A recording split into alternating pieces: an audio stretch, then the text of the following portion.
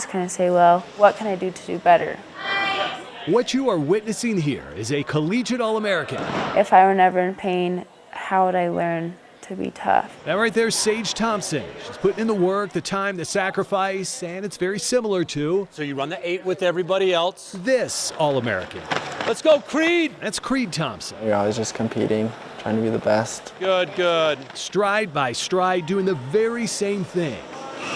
And I've got one more for you here. That's Davin Thompson, literally pushing his limits. I feel like the reason why I'm good is because I work harder than everyone else. That's 3 All-Americans, same name, same parents, and same double helix strands I probably got a lot from my dad.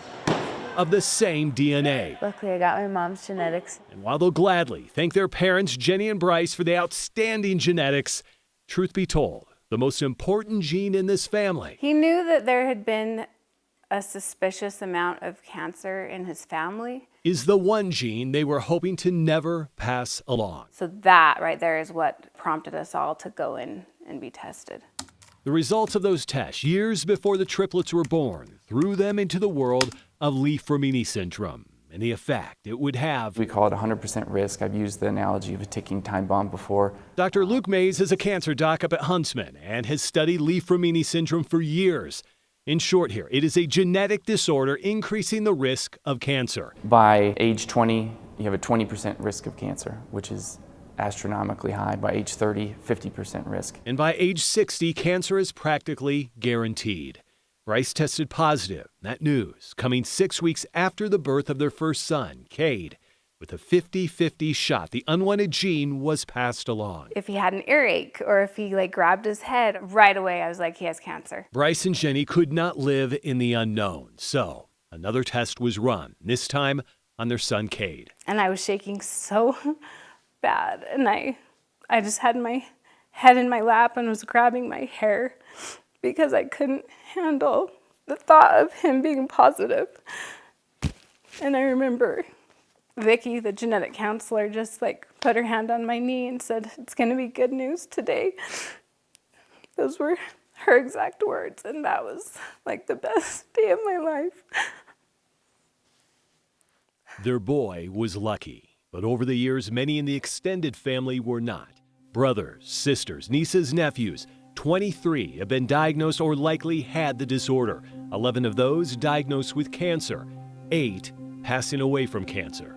And if Bryce and Jenny were to fulfill their dream of having more kids, I will not do this to my children, knowingly pass this on. So they rolled the dice on a research study using in vitro and something called pre-implantation genetic diagnosis. It's a procedure done in a lab where each of the embryos are tested.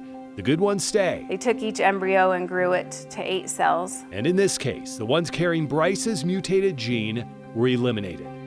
The embryos were implanted. 2 of them took, 1 of them split. The result? Oh, you're looking at them. Triplets. That's right, genetically healthy, non-Leigh-Fermini triplets. They got all the good stuff, and luckily they didn't inherit any of the tragic stuff. She's right, and the tests have confirmed it. Leigh-Fermini is no longer a part of their branch of the family tree. It now stops with Bryce, which has turned into the very best I don't think I grasped this situation fully when it was happening. and the very worst part of their story. I feel like I always knew my dad was going to get cancer eventually in life. 12 years after Bryce tested positive for Leigh-Fermini and the cancer diagnosis came. When you have little kids and the thought of them going through the pain of losing their dad, it's I don't know, I can't think of many worse things. For more than a decade, Bryce gave his family everything a loving husband and father could. He gave them his heart. When I gave him a hug, I was just engulfed in his warm embrace. He gave them his attention. Wrestling is a father-son sport, at least it was for them. And he gave them his fight. When I'm out there, I think of how bad my dad was probably hurting. My dad fought literally till the end. He shouldn't have been able to fight that long, but he did. Makes me think of my dad and how tough he was for 8 months, battling his battle. And while these kids will always remember their dad for what he gave, their lives have forever been changed because of the one thing he left behind. Our future generations will always be grateful for that because we'll be able to live normal lives that a lot of my family won't.